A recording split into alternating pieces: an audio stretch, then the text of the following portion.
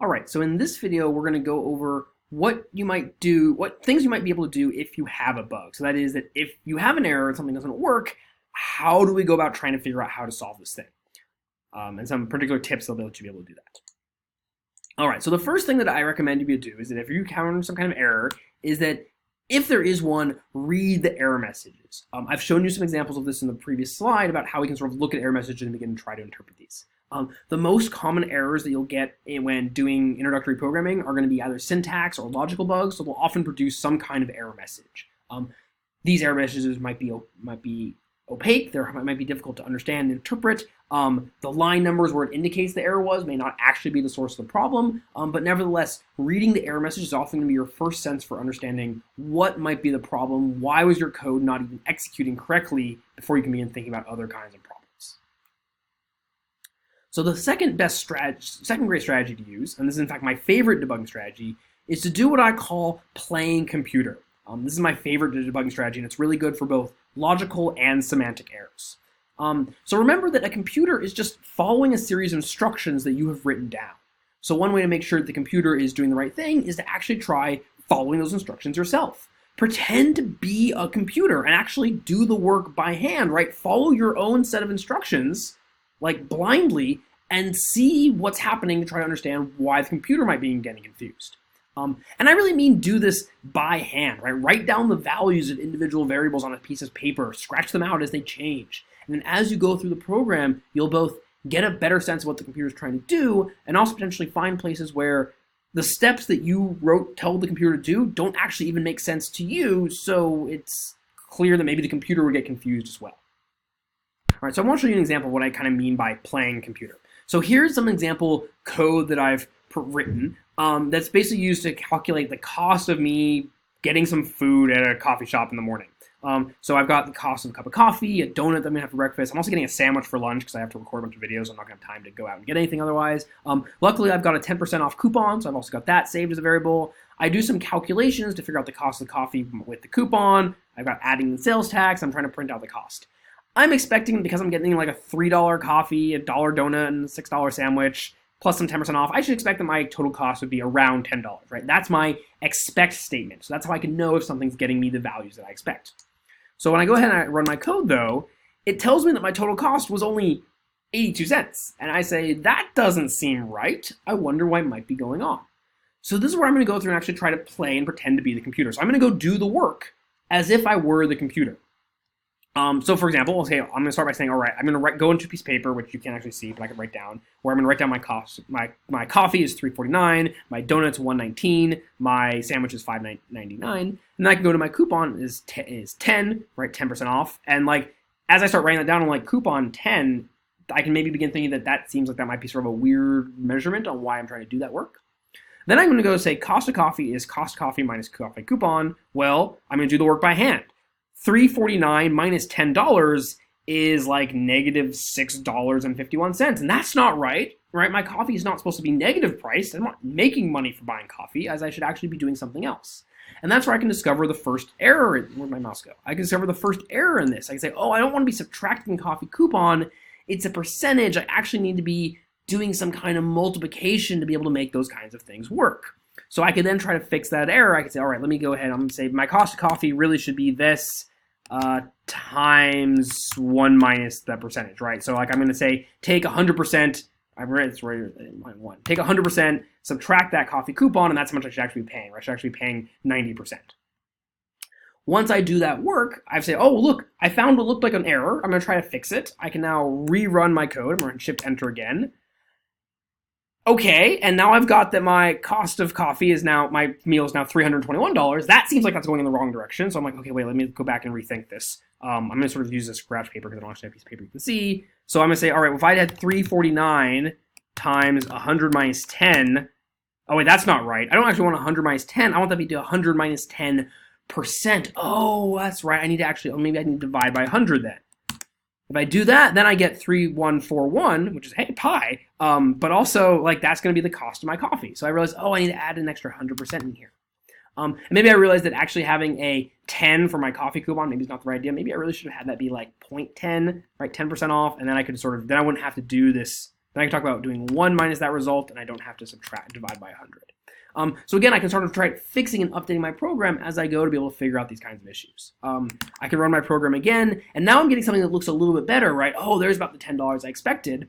But maybe if I have like the actual answer, or maybe when I go to actually buy some coffee and I get a different amount, I might say that's not quite what I expected, so I can keep going through and keep trying to play down the computer. Like for example, I can say my sales tax is 15. That's written better. I'm glad I actually wrote it out that way. My cost of coffee, which is fine, cost of donut, cost of sandwich, plus the sales tax, except sales tax, again, remember, needs to be a multiplier on top of this, so I need to do the same kind of thing again, right? I need to be able to take that work, I need to be able to multiply it by 100% plus the sales tax, and that should then be able to give me my total cost of my meal, which is going to be $11.87 or so. Yeah. So this is sort of an example of both how you might sort of do that, like I can actually walk through and try out things and sort of try to do it all by hand as a way of trying to understand what the computer is doing, while also demonstrating how useful it is to be consistent with your variable types, right? Like having a coupon be a 10 but sales tax be 0.15 is one of those confusing pieces. So being consistent with how we're treating percentages would help reduce the amount of errors we have and make it easier for us to be able to do the kind of math and do the kind of work that we care about. So the third sort of useful step for trying to do some debugging is to do what I call inspecting intermediate values, or printing out what the data actually is. This goes along with playing computer, but it's a way of helping you understand what the computer is doing in each of those stages, in addition to how you might be trying to do it out by hand. So this way it lets you check to make sure the computer's work matches your own understanding and intuition of what the computer should be doing.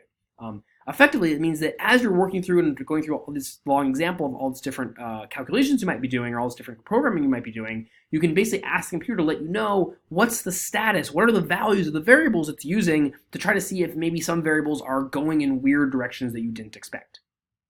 So while there are some tools that could help with this, they're adding sort of a lot of complexity to the actual process of programming. So we're going to sort of go with the simplest, most universal approach, my favorite, which is basically just to print out these variables as your program runs.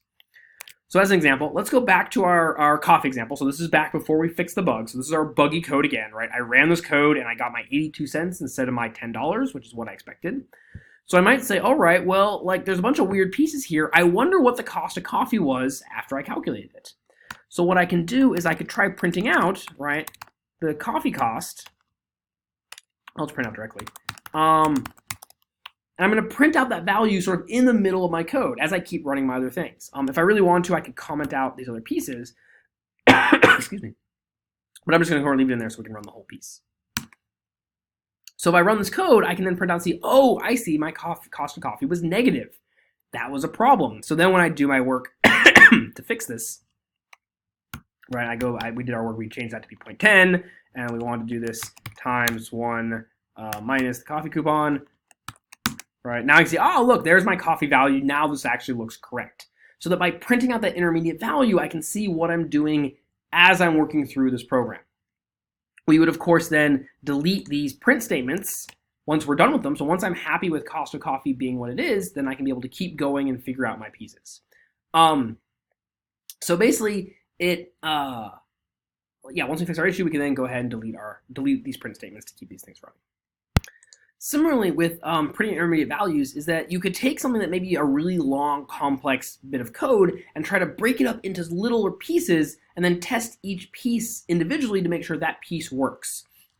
So for example, here's a version of this coffee costing program, but instead of trying to do a bunch of intermediate work, I just said, let's calculate the total cost, and I just did a whole bunch of math, sort of all at one place. You can't even see it, it's so long, right? So all in one line, just try to pack it all in to calculate the total cost all at once. Except when I printed it out, well, I got $10 because we had calculated it correctly the first time. We know that's not the $11.89 that I expected, so that I know that there must be a problem inside this code.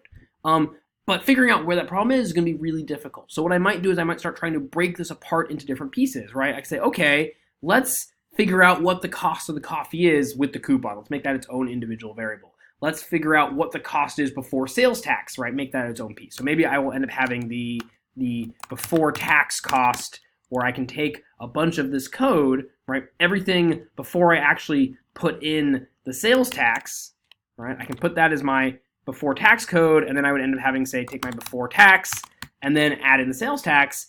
And by breaking it apart into different pieces, it both makes it easier to understand each individual step and can let me test each piece, right? I can check to make sure that my before tax value is the amount that I expected, and then I can basically be able to sort of test each step as I go.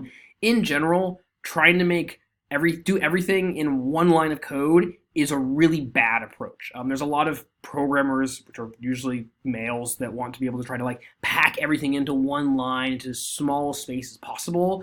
That's a really bad idea. It makes it difficult to read, it makes it difficult to debug, it makes it difficult to understand. It's not a good approach. Use lots of intermediate variables, use lots of intermediate steps. You don't need to think about, oh, that I have to like get everything in one line. There's no efficiency in terms of number of lines of code. That's not a measure that anybody cares about. And if they do care about that, they're wrong. The entire point is to think, how can I understand the code that I'm writing, and how can I understand how to solve this problem? So use a bunch of intermediate steps, break it apart into pieces, and that can help you be able to identify where the bugs might be, right? Which step along the way was breaking, while also being able to help you be able to actually then understand what the code is you're writing in the first place. All right, so the next technique I'd recommend is referred to as rubber duck debugging. So this technique is similar to playing computer. The idea is that you're going to take an inanimate object, like a rubber ducky, for example, and you're going to try to explain your work to it line by line, right? You're going to walk through and say, like, all right, what I'm doing, rubber ducky, is I'm first going to assign this variable. First, I'm going to calculate the cost of the coffee. Then I'm going to apply the coupon. Then I'm going to calculate the sales tax. And you're going to try to walk through that process, explaining it to your duck and explaining it like how things are working the way you expect. If you don't actually have a rubber duck, then pets are really good for this, right? Trying to explain something to your cat works pretty well. Roommates are also quite good. They'll give you the same blank expression that your cat might give you, but it all works out okay. It doesn't really matter if what you're talking to understands what you're saying. The point is you just want something that you can verbalize that you can talk to help explain what you're trying to think through. The process of explaining what you're trying to do, of actually verbalizing it, of actually saying, this is what I want to do and this is why I'm doing it, is a really great way of finding the flaws or the misconceptions or the problems that you might have produced in your own work. This is going to be primarily for trying to understand semantic-y kind of errors. When you explain to the rubber duck why you're subtracting coffee coupon, you might realize that subtracting coupon isn't really what you're interested in, but you're actually, because it's a percentage, you actually have to do like some multiplication work in order to figure out that subtraction work. The point is that you want to be able to do these other pieces in order to be able to figure out how these things come along. Finally, the next sort of last step that I sort of recommend that you should always do in order to get to, if you encounter a bug, is to be willing to ask for help. If you have a problem or you get stuck, ask for help. Seek guidance from somebody else. In the real world, nobody actually writes code on their own, right? This is what your instructors are here for. This is the entire purpose. We're here to help you when you get stuck. But we can't do that if you don't ask for help. So if something doesn't make sense, if you have a bug, you're not sure what it is or why it means, ask. We are happy to come around and help you and figure out how these things work. So a note about asking for help. I am more than happy to help to try to solve bugs or help work out approaches. Programming is tricky. It's hard. I am here to help you. That's literally what I'm here for. But if you need help, I need something to work with in order to be able to basically give you help. So when you're asking for help, don't come to me and say that, help, my code doesn't work. I've had students that have literally, like, that's the email they send out. It's like, dear Joel, my code doesn't work, help. This doesn't help me. I can't tell you what the problem is if you can't explain to me what you're trying to do and why you think it doesn't work. So if you're going to ask questions, which you should definitely always be asking questions, here's a couple things that you might think about trying to help provide me with so I can be able to better help you understand what you're trying to do. So the first things you want to mention is let me know, what are you trying to do, right?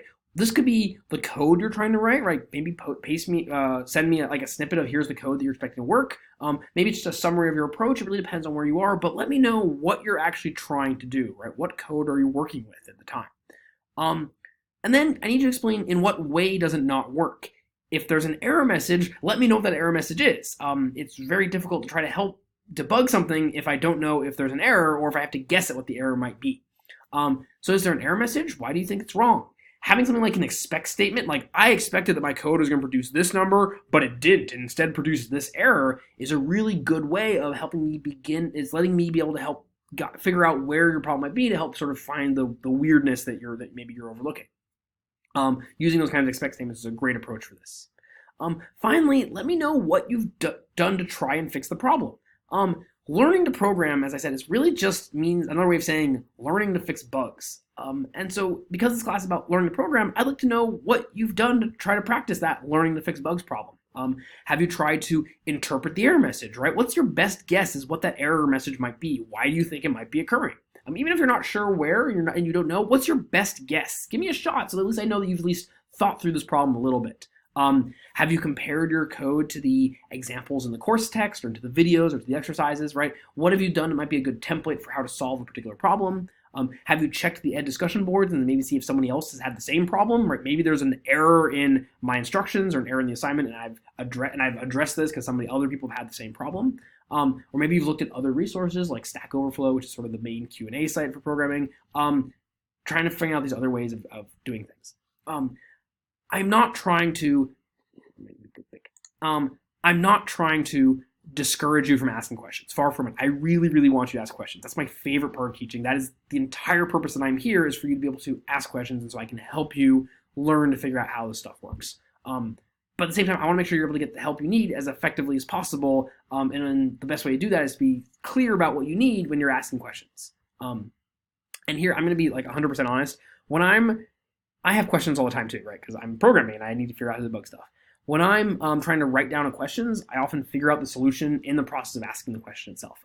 So I've actually spent quite a lot of time writing out questions to post on Stack Overflow, which is this big Q&A site for programmers. But in the process of me trying to write down what my problem is and why I'm confused about it, I actually end up figuring out what my problem was, right? I spent a lot of time trying to make sure that I'm not going to look silly to other programmers before I post a question on the internet. But in the process of trying to make sure that I'm covered all my bases, right? That I've checked everything that I think possibly might be the issue, I find the issue because it turns out there's something that I didn't cover, but I don't realize I didn't cover it until I have to try to write down that question. So it's totally okay to start writing out a question and then be like, oh wait, you know what? I figured it out as I go. That's great. I actually love when students ask questions and they're like, oh wait, I figured it out, because I feel like they're learning on their own. So that's great. So actually taking time to think through that problem and write down what it is and where you got stuck is a great way of being able to actually help better learn and take mastery and control over what you're trying to do. Panicking when something goes wrong is not great. You don't need to panic. You've got lots of time for this. It's hard, but it's doable, right? Getting errors is what happens if you get stuck. We're here to help you. Take a shot at yourself first, but as soon as you get stuck, if you're pausing for like 20, for a couple minutes, let me know and I'm happy to come help you figure out what you need to be. So to sum up, right, our main lines here are: you want to read the error message. Oh wait, that's the wrong view. Do that view. There we go. We want to read the error messages. You want to play computer, right, inspect the variables, do some reductive debugging, and really importantly, ask for help. This will let you fix any errors you make in your programs, and that's really all programming is. So debugging is really, like I said, that's the entire process of programming. Programming, you don't actually learn to program, you just learn to debug programs. So getting good at this sort of figuring out what these messages are and trying to figure out and do that sort of problem solving, doing that detective work, is going to let you be able to actually do programming successfully and let you be able to write the kinds of code that you want.